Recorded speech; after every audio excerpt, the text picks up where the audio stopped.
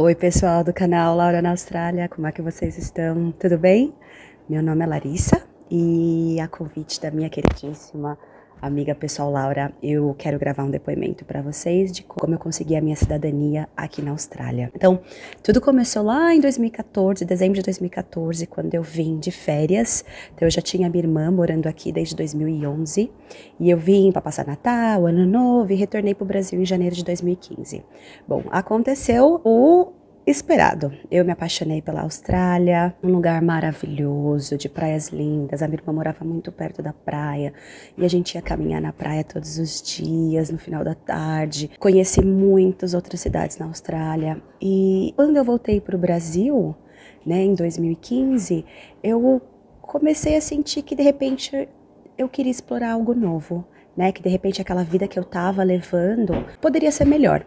Eu tinha um trabalho excelente no Brasil, eu era professora de robótica, eu trabalhava para uma instituição super bem reconhecida, mas eu quis arriscar.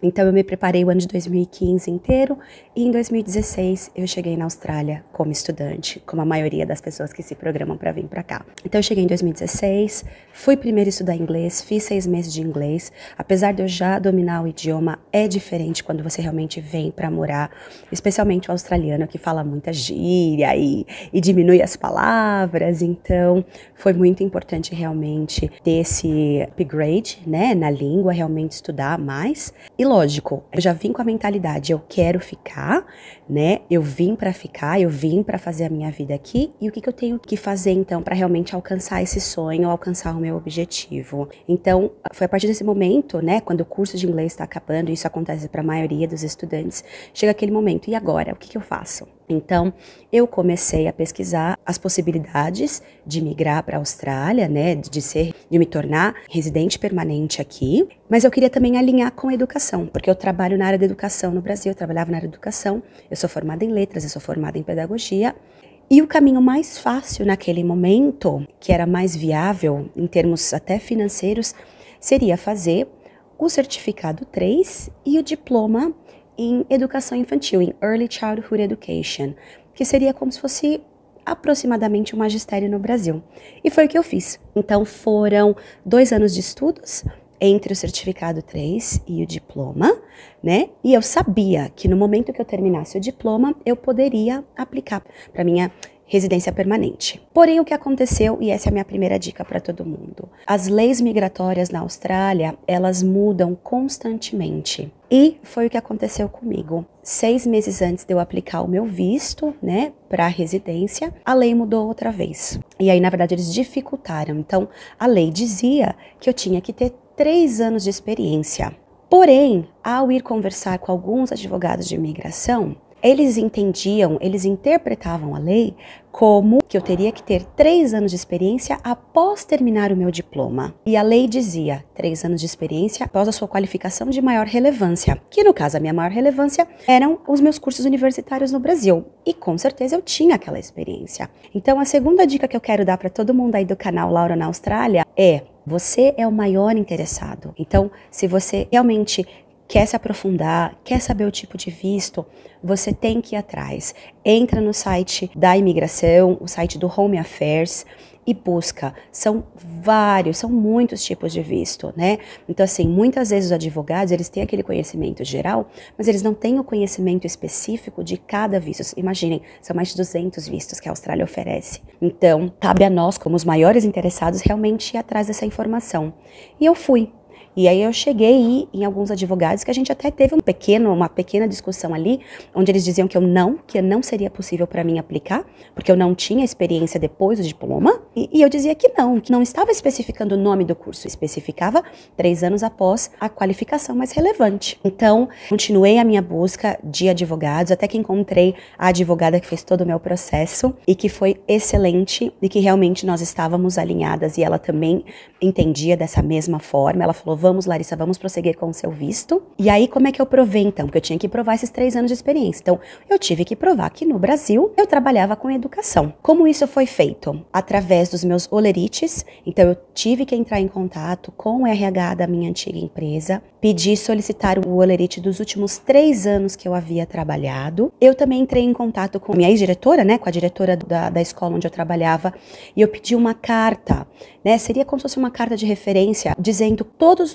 as atividades que eu desenvolvia dentro do meu trabalho, que eram ligadas à educação. E aí, nesse caso também, até pela minha diretora saber falar inglês, ela até já escreveu a carta em inglês para mim, que já foi um plus, né? Eu não tive que pagar uma tradutora aqui na Austrália para traduzir esse documento para mim. Então, foi um plus também. Então, munida desses documentos, eu consegui aplicar a minha cidadania, que na época era um visto regional, que daqui a pouquinho eu já conto para vocês. Mas antes disso, eu quero dar minha próxima dica. Sempre mantenha uma boa relação com seu antigo empregador. É importantíssimo. Talvez você vá precisar deles no futuro, então é muito importante que vocês tenham essa boa relação. Então, o visto que eu estava apta a aplicar era o visto regional. O que significa o visto regional? Que eu teria que abrir mão da vida que eu já tinha. Eu morava em Sydney, né, uma grande cidade, do lado da praia, de uma das praias mais badaladas de Sydney, que era Manly. Eu tive que abrir mão da vida que eu tinha lá para ir morar numa área regional, que seria morar no interior, vamos dizer assim. De todas as áreas, eu acabei escolhendo morar na capital da Austrália, que se chama Canberra. E aí é um pouquinho até engraçado, né? Então, é o interior, mas é a capital. Muita gente acaba confundindo e acha que Sydney é a capital, e não é, é Canberra. E Canberra está a 3 horas de carro de Sydney, ou seja, eu continuaria pertinho de uma grande cidade. Então, eu vim para Canberra, eu consegui um trabalho na área de educação aqui. Não foi fácil no início essa adaptação, mas hoje eu posso falar, eu amo esse lugar. E lógico, dentro do meu visto regional, então além de mudar de cidade, tinha, né, outros requisitos que eu também teria que estar de acordo e segui-los. Então o outro requisito era, eu teria que ter o trabalho aqui na área de educação infantil, eu teria que me comprometer a ficar nesse trabalho por 2 anos, que foi o que eu fiz também, né? Então, cada visto, ele tem os pré-requisitos e depois ele tem aí toda uma série de outros requisitos que você tem que se comprometer a fazê-los, a realizá-los após a aplicação do visto. Então, depois dos 2 anos que eu já tinha dentro do mesmo empregador, eu consegui mudar de área. Então, só contando para vocês aqui um pouquinho como é que funciona, né? Eu estava na área de educação infantil, eu trabalhava num Early Learning Center, que seria popularmente a creche no Brasil, onde a gente cuida de crianças de 0 a 6 anos. E aí eu era líder de uma das salas. Eu cheguei a passar por todas as faixas etárias, e desde os bebezinhos até os preschoolers, que são as crianças de 5 anos que já estão se preparando para ir para a escola, né, que já estão quase na idade escolar. E eu passei por todas as faixas etárias, sendo a líder de cada uma das salas por onde eu passava. Foi difícil? Foi duro? Foi, né? Não é fácil a gente abrir mão, né, do nosso conforto, daquilo que é conhecido, mas valeu muito a pena. Então, depois de 2 anos e meio que eu estava na Austrália, eu já era oficialmente uma residente permanente. Então, a minha dica, gente, é a seguinte: se você vem, né, se você quer vir para a Austrália, se você tem um sonho, venha, não desista, tenha foco, né, saiba realmente o que você está fazendo, aonde você quer chegar. Porque se você sabe onde você quer chegar, você vai chegar lá e você vai além, inclusive. E eu acredito que realmente esse momento que a gente está hoje, né, porque a Austrália teve, especialmente na época da pandemia, lógico, foi muito difícil para os estudantes se manterem na Austrália. Então, muitos estudantes, inclusive brasileiros e outras nacionalidades, voltaram para os seus países de origem. E a Austrália hoje, ela está chamando todas essas pessoas de volta, porque a gente realmente precisa de mão de obra aqui e mão de obra qualificada. Inclusive, tem um outro visto nesse momento, faz um mês e pouco que eles aprovaram, que é o Working Holiday Visa. Não existia esse visto para os brasileiros. Então é uma grande chance também para os brasileiros até 30 anos. Eles têm a oportunidade de vir para a Austrália, poder trabalhar período integral. Não é no visto de estudante, tem uma grande diferença aí, porque quando você vem no visto de estudante, você realmente tem que se comprometer a ir para a escola, a estudar, tem os trabalhos, tem toda essa parte, né, mais assim, realmente pertinente a ser estudante. E você também pode trabalhar. No visto do Working Holiday, você só vem e trabalha, e depois você decide se você quer ficar ou não e ver os caminhos a serem seguidos. Mas assim, se você quer vir para a Austrália, esse é o momento. A Austrália realmente está de portas abertas para os imigrantes. Eles precisam de gente boa, de gente qualificada, né, de gente que realmente quer crescer, que quer ter futuro.